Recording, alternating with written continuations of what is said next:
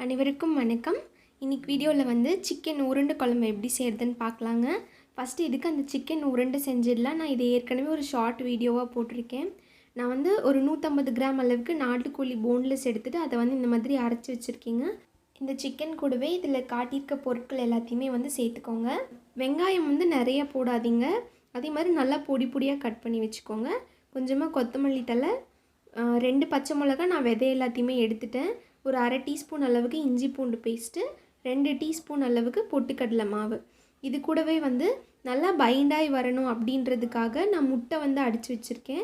அதில் ஒரு அரை முட்டை அளவுக்கு சேர்த்துக்கிறேங்க. இது எல்லாத்தையுமே இந்த மாதிரி மாவு பிசைஞ்சு வச்சுட்டு சின்ன சின்ன உருண்டைகளாக பிடிச்சி உருட்டி வச்சுக்கலாம்.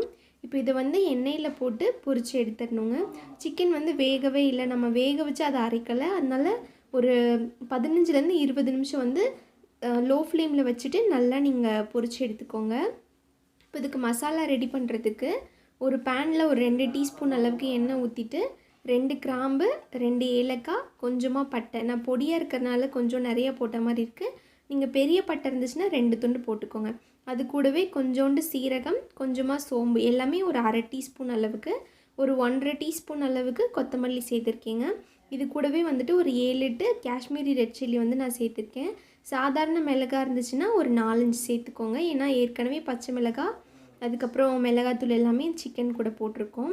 நான் வந்து நல்லா கலர் கொடுக்கணும், வீடியோக்காக தான் பண்ணுறேங்க. வீட்டில் நார்மலாக பண்ணுறேன்னா அந்த மிளகாய் யூஸ் பண்ண மாட்டேன். இப்போ அதே பேனில் ஒரு 2 டீஸ்பூன் அளவுக்கு எண்ணெய் ஊற்றிட்டு 1.5 பெரிய வெங்காயத்தை வந்து நான் இந்த மாதிரி நீளமாக கட் பண்ணி வச்சுருக்கேன். அது கூடவே 2 தக்காளி பழம். இதை வந்து நல்லா வதக்கிக்கோங்க.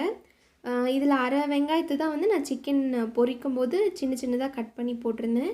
பாருங்கள், நல்லா வதங்கிடுச்சு. இந்த அளவுக்கு வதங்கினதுக்கப்புறமா அரைச்சி வச்சுருக்க இஞ்சி பூண்டு பேஸ்ட் வந்து என்கிட்ட இருந்தது. அதனால நான் அதை அரை டீஸ்பூன் அளவுக்கு சேர்த்துக்கிறேன். இல்லைன்னா ஒரு 4 பல்லு பூண்டு, ஒரு சின்ன துண்டு இஞ்சி வந்து நீங்கள் சேர்த்துக்கோங்க. இது வந்து ஒரு 5 நிமிஷத்துக்கு நல்லா பச்சை வாசனை போகிற அளவுக்கு வதங்கட்டும். இப்போ இது வதங்கிடுச்சு. இது கூடவே வந்து நான் ஒரு 8லேருந்து 10 முந்திரி பருப்பு வந்து சேர்த்துக்கிறேங்க. இது சேர்த்துக்கிட்டிங்கன்னா கிரேவி வந்து நல்லா திக்காக இருக்கும். அதே சமயம் வந்துட்டு ஒரு மாதிரி மைல்டு ஸ்வீட்னஸ் வந்து கொடுக்காது, ரொம்பவே நல்லாயிருக்கும். ஒரு டைம் இந்த மாதிரி ட்ரை பண்ணி பாருங்கள். இப்போது இது எல்லாத்தையுமே போட்டு நல்லா பேஸ்ட்டாக அரைச்சி எடுத்துக்கணுங்க. ஃபஸ்ட்டு வந்து தண்ணி எதுவும் ஊற்றாமல் அந்த மிளகாய் அது எல்லாத்தையும் அரைச்சிட்டு அதுக்கப்புறம் தண்ணி ஊற்றி இது எல்லாத்தையும் போட்டு அரைச்சிக்கோங்க. ஒரு பாத்திரத்தில் எண்ணெய் ஊற்றிட்டு கொஞ்சமாக சீரகம், கருவேப்பிலை போட்டிருக்கீங்க. அது கூடவே வந்து நம்ம அரைச்சி வச்சுருக்கிற பேஸ்ட்டை வந்து இதில் சேர்த்துக்கலாம். எண்ணெய் வந்து கொஞ்சம் நிறையாவே ஊற்றிக்கோங்க, அப்போ தான் டேஸ்ட் வந்து ரொம்ப நல்லாயிருக்கும். இது வந்து தோசை கூட, அப்புறம் இட்லி கூட, டிஃபன் ஐட்டம்ஸ் கூட, சாதம் வந்து நல்லா சூடான சாதம் கூட ரொம்ப நல்லாயிருக்கும். இப்போ நான் அந்த மிக்ஸி ஜார்லேயே தண்ணி ஊற்றி நல்லா அது எல்லாத்தையும் வந்துட்டு கழுவி இதில் ஊற்றிக்கிறேன். அப்புறம் தேவையான அளவுக்கு தண்ணி ஊற்றிக்கிறேன். நம்ம முந்திரி போட்டிருக்கனால நல்லா கெட்டியாக வரும், அதனால் கொஞ்சம் தண்ணியாகவே இருக்கட்டுங்க. நல்லா மசாலா கொதிக்க கொதிக்க கெட்டியாகிடும். அரை டீஸ்பூன் அளவுக்கு மஞ்சள் தூள், தேவையான அளவுக்கு உப்பு போட்டிருக்கேன். இது எல்லாத்தையும் நல்லா கலந்து விட்டுட்டு மறக்காமல் மூடி வச்சுடுங்க. ஏன்னா இது கொதிக்க ஆரம்பித்த உடனே தெறிக்கும். நல்லா நம்ம முன்னாடி முந்திரி போட்டிருக்கோம் இல்லையா, அதனால் நல்லா தெறிக்கும், நல்லா கெட்டியாகிடும் மசாலா வந்து கொதிக்க கொதிக்க. இப்போது இந்த ஸ்டேஜில் வந்து நீங்கள் உப்பு பார்க்குறேன்னா பார்த்துக்கோங்க, பார்த்துட்டு மூடி வச்சுடுங்க. பாருங்கள் எந்த அளவுக்கு கெட்டியாக இருக்குன்னு. இது வந்து ஒரு 10 நிமிஷம் கழித்து நான் லோ ஃப்ளேமில் தான் வச்சுருந்தேன். மீடியம்லேயோ ஹை ஃப்ளேம்லேயோ வச்சிடாதீங்க, தீஞ்சு போயிடும் அடியில். இப்போது இது கூடவே வந்து நான் பொரிச்சு வச்சுருக்கிற இந்த சிக்கன் உருண்டைகளை வந்து சேர்த்துக்கிறேங்க. நார்மலாக சிக்கன் வந்து நம்ம சேர்க்குறதுக்கும் இப்படி செஞ்சு சாப்பிட்றதுக்கும் நிறைய வித்தியாசம் இருக்குது. டேஸ்ட் வந்து ரொம்பவே நல்லா இருந்தது. இப்போ இதை நல்லா கலந்து விட்டுடலாம்.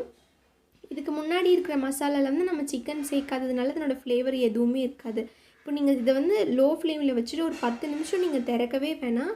வேணும்னா அப்பப்போ எடுத்து மிக்ஸ் பண்ணி விட்டுக்கோங்க. எடுக்கும் போது பார்த்து எடுங்க, இது வந்து ரொம்ப தெறிக்கும், கையில் பற்ற போகுது. இப்போ இது நல்லா கலந்து விட்டுட்டு உப்பு பார்த்துட்டு, உப்பு பத்தலைன்னா கொஞ்சமாக போட்டுக்கோங்க. நான் போட்ட உப்பு வந்து கரெக்டாக இருந்தது. அவ்வளோதாங்க. கொஞ்சமாக கொத்தமல்லி இலை தூவி இறக்கிடலாம்.